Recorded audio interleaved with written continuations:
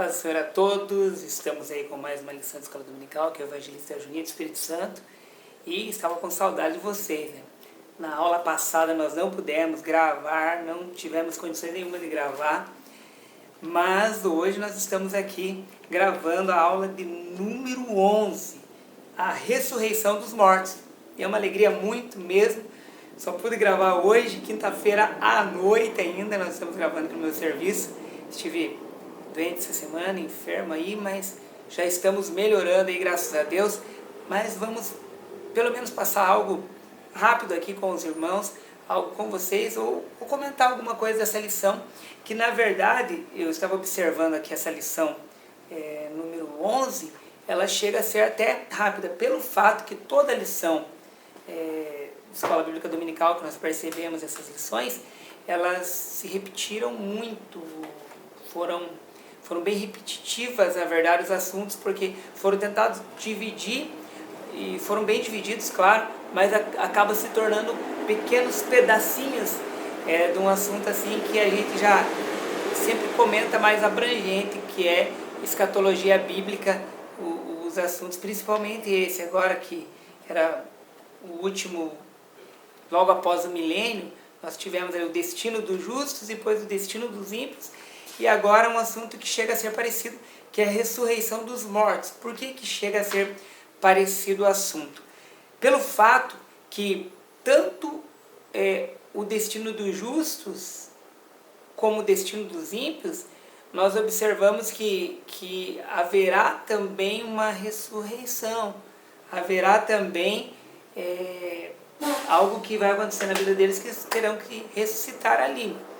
Observamos tanto o justo, que ele é arrebatado, os que morreram em Cristo serão ressuscitados, e nós observamos também que os ímpios acontecerá também uma ressurreição para condenação. Então o assunto acaba, se juntasse os três, ficaria bom também, porque é um assunto tudo a ver, destino dos ímpios, destino dos justos e a ressurreição dos mortos, tudo a ver. Embora todo o assunto aqui, escatologia, aqui foi explicado que é tudo a ver mesmo, né? Mas esses três aqui, eles se encaixam muito bem, que daria para explicar até numa aula. Então, mas vamos para a lição número 11, que é esse assunto aqui, ressurreição dos mortos.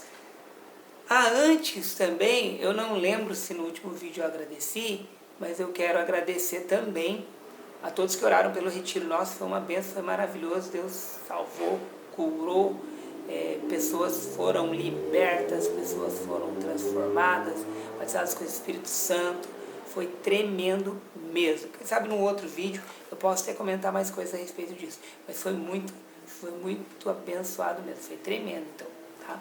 Vamos lá. E deu o mar os mortos que nele havia, e a morte e o inferno deram os mortos que neles havia, e foram julgados cada um segundo as suas obras. Apocalipse capítulo 20, versículo de número 13.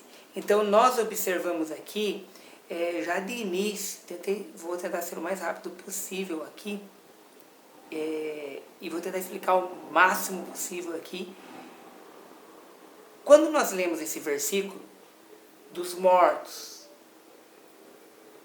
de todos eles aqui, que diz aqui, ó, e deu o mar, os mortos que nele havia, e a morte e o inferno deram os mortos que neles havia, e foram julgados, nós entendemos aqui que há primeiro uma ressurreição para daí um julgamento. Então nós observamos aqui, cada um segundo as suas obras, e deu o mar os mortos que nele havia, a morte e o inferno deram os mortos que nele havia, e foram julgados cada um segundo as suas obras. Então o que tem a ver uma ressurreição com um julgamento? O que tem a ver isso? Que é um dos pontos, que é um dos objetivos da lição. O que tem a ver? A relação que há entre ressurreição e julgamento final. A relação que tem é que, para serem julgados, terão que ser ressuscitados. Então, serão ressuscitados os mortos que morreram em Cristo, participarão das bodas do Cordeiro, ou também do tribunal de Cristo, e também os mortos que também ressuscitarão, mortos ímpios, para o julgamento final. E isso acontecerá após o milênio. Então, o que tem a ver a relação entre ressurreição e julgamento? É que tem que ser ressuscitado para daí ser julgado. Alguém pode me dizer, mas precisa, é necessário isso? Na verdade, não é questão que é necessário ou precisa, a questão é que vai acontecer isso. Nós julgarmos se é necessário ou não, isso não compete a nós. Mas o que vai acontecer é que serão ressuscitados para serem julgados. É só isso que a Bíblia diz. Então é o que nós entendemos, que terá de ser ressuscitado para serem julgados. Mas entrando no tópico de número 1 já, tópico de número 1, um pouquinho antes do tópico de número 1, é comentado aqui a respeito desse livro aqui. Esse livro aqui, O Plano Divino através dos séculos, que é da CPAD, esse livro, e é do Lawrence Onson. E aqui é citado algumas questões aqui, por exemplo, sobre ressurreição nas Escrituras. Ele comenta aqui que a primeira, que existem 3 pelo menos, a nacional, a espiritual e a física. A nacional, ele fala aqui a respeito de Israel, aquela passagem de Ezequiel capítulo 37, os ossos secos, dizendo que aquilo que será cumprido na vida do povo de Israel, cumprimento da profecia. O segundo espiritual, ele fala aqui que é o novo nascimento, que a pessoa está passando da morte espiritual para a vida eterna com Cristo. E a terceira aqui, que Lawrence Onson fala, é a física, o material.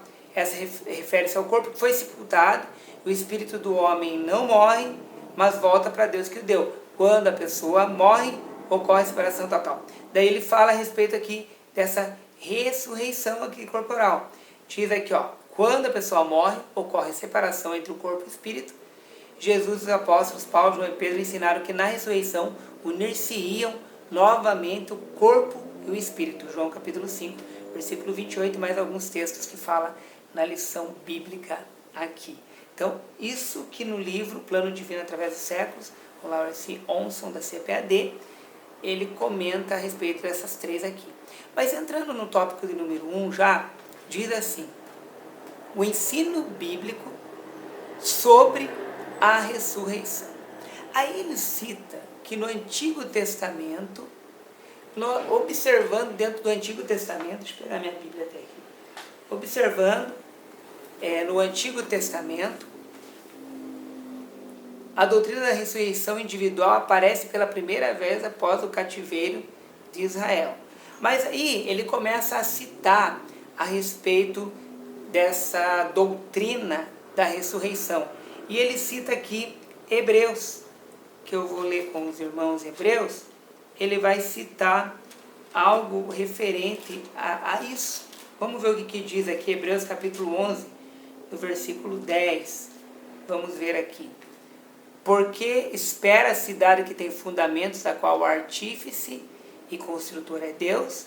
Pela fé também a mesma Sara recebeu a virtude de conceber e dar à luz já fora da idade, porquanto teve por fiel aquele que lhe tinha prometido.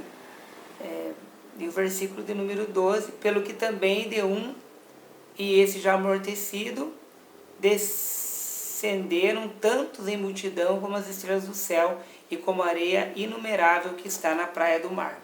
Então, quando nós vemos aqui esses versículos, e todos, no 13, todos estes morreram na fé, sem terem recebido as promessas, mas vendo-as de longe e crendo-as, abraçando-as, confessaram que eram estrangeiros e peregrinos na terra. Então, nós olhando esse texto, aqui nós vemos que pela fé eles acreditavam numa ressurreição.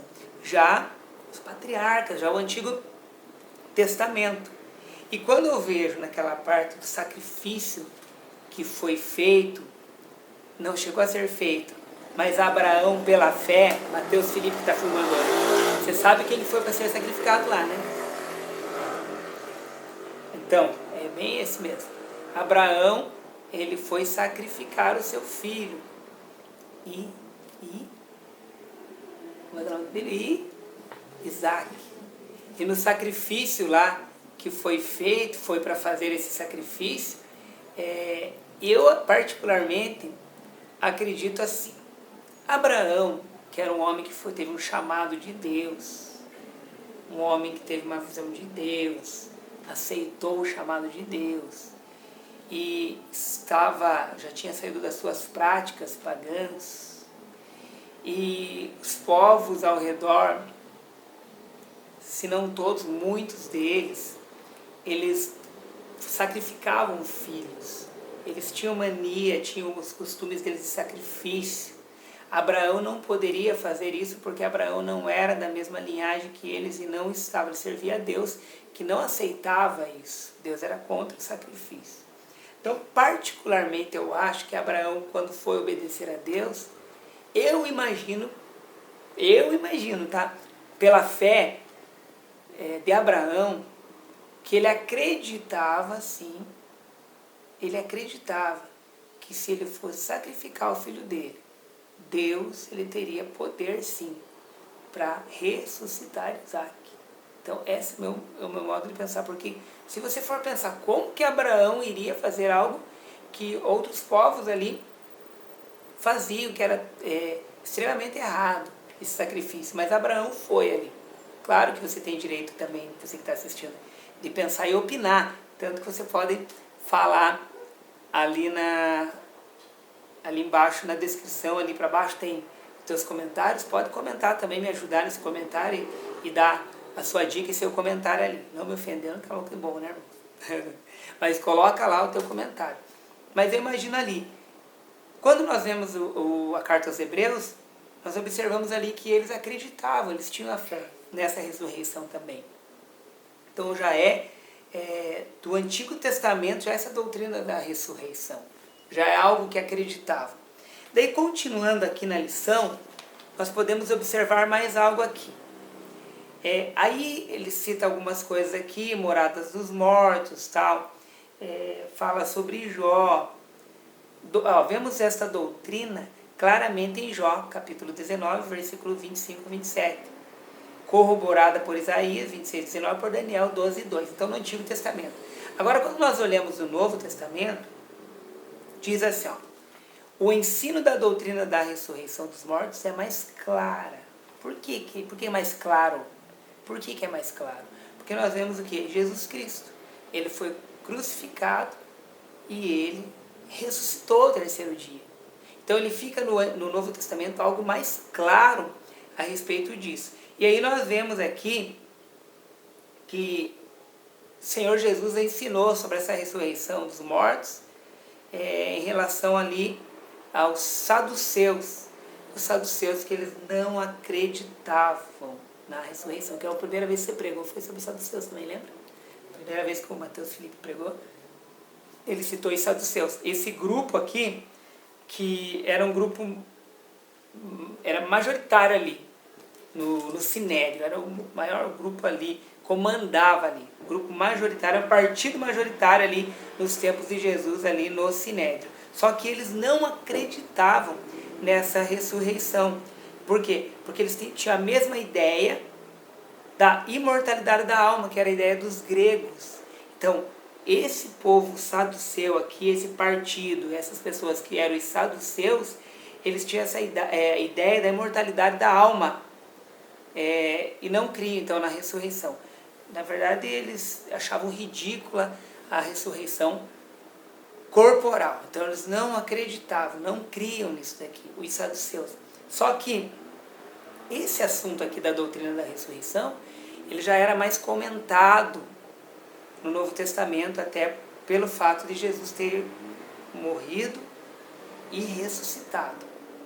E aqui nós vemos aqui também, um pouquinho mais à frente, o corpo ressurreto de Jesus é o padrão para a futura ressurreição dos mortos. Ou seja, nós também receberemos um corpo, esse corpo corruptível, com dores, igual eu não estou muito legal hoje e tal, mas será um corpo incorruptível, sem dores, sem cansaço, estaremos bem, ficaremos ótimo, muito melhor que nesse mundo aqui. Então, nós receberemos o arrebatamento da igreja, as pessoas vivas terão já os corpos transformados, mas primeiro os mortos ressuscitarão ali, os mortos ressuscitarão, e terão seus corpos transformados. E nós, os vivos, que se acontecer o arrebatamento agora, teremos nossos corpos também transformados. e esse corpo aqui, como diz aqui, de Jesus ser o padrão para a futura ressurreição, também teremos corpos como o de Jesus Cristo. Então, é isso. Vamos lá para o tópico de número 2, a natureza e a ocasião da ressurreição. A palavra de Deus nos diz que a ressurreição dos mortos é literal e corpórea. A pergunta do apóstolo Paulo, como ressuscitam os mortos, refere-se à natureza da ressurreição. Assim o apóstolo responde: semeia-se o corpo em corrupção, ressuscitará em incorrupção. Então, nossos corpos aqui, somos pecadores, temos as nossas limitações, temos as nossas dificuldades, temos o nosso pecado, as nossas dores e tantas coisas assim. O nosso corpo aqui corruptível, mas aí nós teremos o corpo transformado em incorruptível. Paulo faz essa pergunta aqui e comenta, em 1 Coríntios capítulo 15, versículo 35, ele faz esse comentário a respeito aqui, dizendo, ressuscitará em incorrupção. Então é algo tremendo quando nós vemos aqui. Ou seja, o corpo físico será ressuscitado e transformado. Então aquele que morreu será ressuscitado e transformado. Será um corpo novo, tudo tremendo, tudo maravilhoso. Daí tem uma pergunta aqui que o comentarista da lição coloca: mas quando se dará a ressurreição? Isso é algo importantíssimo para nós aqui. Quando se dará a ressurreição? Primeiro, essa ressurreição ela vai acontecer a partir do arrebatamento da igreja. A igreja, Jesus vem até os céus e chama os seus, e os mortos ressuscitarão primeiro. Então serão ressuscitados os mortos. Então, quando nós vemos essa pergunta do comentarista, acontecerá isso com os justos, que a gente já falou sobre isso numa aula. Então, quando acontecerá, mas quando se dará a ressurreição? Então acontecerá quando for acontecer o arrebatamento. Agora, dia e hora, ninguém sabe. Ninguém de nós sabemos. Ninguém. Então, mas acontecerá o arrebatamento. Daí sim, quando vier para acontecer, os corpos ressuscitarão. E aí, ele faz um comentário. Essa é a ressurreição. Mas e dos ímpios? Quando que ocorrerá? Os ímpios ocorrerá só depois do milênio.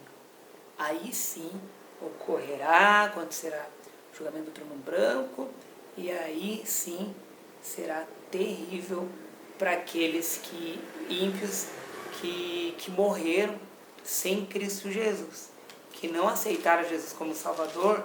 E o caso aqui não é só aceitar, tem gente que pensa que é só aceitar Jesus. Não é o caso de aceitar Jesus, ter o nome assim, eu aceitei Jesus. O caso aqui é que tem que viver para Cristo. Então tem que ter uma vida de santidade, uma vida buscando a presença do Senhor, uma vida entregando-se ao Senhor, todas as nossas atitudes, todos os nossos pensamentos, tá certo? Que o adolescente e o jovem, ele é muito tentado na sua mente e tal. Todo mundo mas o adolescente e o jovem é muito tentado, mas o que é o problema? É tentado, tá? É só não fazer aquilo que vem na cabeça, tá? Buscar fazer coisas para não pensar. Tem um ditado mundano, não vou dizer que é um ditado mundano, mas é do mundo aí, que mente desocupada é a oficina do diabo. E a verdade é essa mesmo. Se a pessoa começa a colocar sua mente sem fazer as coisas para Cristo, também não acho que você tem que exagerar, fazer um monte de coisa assim, muito maior do que aquilo que você consegue fazer. Igual eu vou correndinho, mas ele não está dando para fazer alguma coisa. Mas tem gente que sai assim, é o tal do fogo de palha. Quer fazer tudo e depois abandona tudo. Não é dessa forma, mas eu acho que você pode fazer aquilo que for possível, faça mesmo. E se você for tentado, mas a tua mente ali, você está fazendo as coisas para Deus e glória a Deus vai vencer. Mas, então a ressurreição dos ímpios acontecerá depois do milênio. São para as pessoas que morreram sem Cristo, como eu estava falando, e para as pessoas que andam errado, não andam com a vida correta diante de Deus, diante da sociedade, e mesmo a sociedade às vezes anda tão corrupta, tão errada, mas nós temos que ser o sal da terra, a luz do mundo. Então, se não andamos dessa forma, não aceitamos a Jesus como Salvador. Porque não basta aceitar, tem que aceitar e viver para Jesus. Então, esses que não entregaram realmente a vida para Jesus serão ressuscitados na segunda parte, que é apenas para ser julgado e condenado. Terceiro e último, o julgamento final. Deus realizará os seus julgamentos e não haverá escapatória. Sim, quando nós vemos aqui esse tópico 3, não haverá escapatória, não tem mesmo. Hoje em dia, acontece algo aí, e você tem o Jesus Cristo, é o advogado junto ao Pai. Pequei, me arrependo, busco Ele é o advogado junto ao Pai, ótimo, beleza, perdoa. Mas, e depois? Em vida a gente consegue, mas depois de morto, como que eu vou conseguir perdão? Então o que eu tenho que fazer é agora. Depois não haverá mais escapatória. O julgamento vai ocorrer, morreu com Cristo, vai passar no tribunal de Cristo, pelas obras que você fez ali, bênção, bodas do Cordeiro, glória a Deus. Agora, morreu sem Cristo, foi maldoso, não se arrependeu, praticou o mal, praticou crimes, não se arrependeu, exterminou vidas, tirou vida das pessoas, não se arrependeu, roubou, fez tanta coisa errada, não se arrependeu, tratou pai e mãe errado, não se arrependeu, riu de Jesus Cristo, falou mal da religião pura e não se arrependeu, vivia nos bares, bebendo, fumando, usando droga nas bocas e não se arrependeu. Então morreu sem se arrepender de tudo isso. O que vai acontecer? Vai ressuscitar para a condenação. E não haverá escapatória para isso. Não haverá. Então daí diz aqui, os cristãos devem levar esse julgamento a sério. O problema é que não levam a sério. E isso é algo que será terrível. Depois nós vemos aqui, a doutrina do julgamento final traz dignidade às nossas ações. Ou seja, esse julgamento significa que no fim a justiça divina irá prevalecer. Então por que traz dignidade? Porque hoje você é perseguido, rindo da tua cara, que você é um crente careta, ou tanto, você na escola sofre,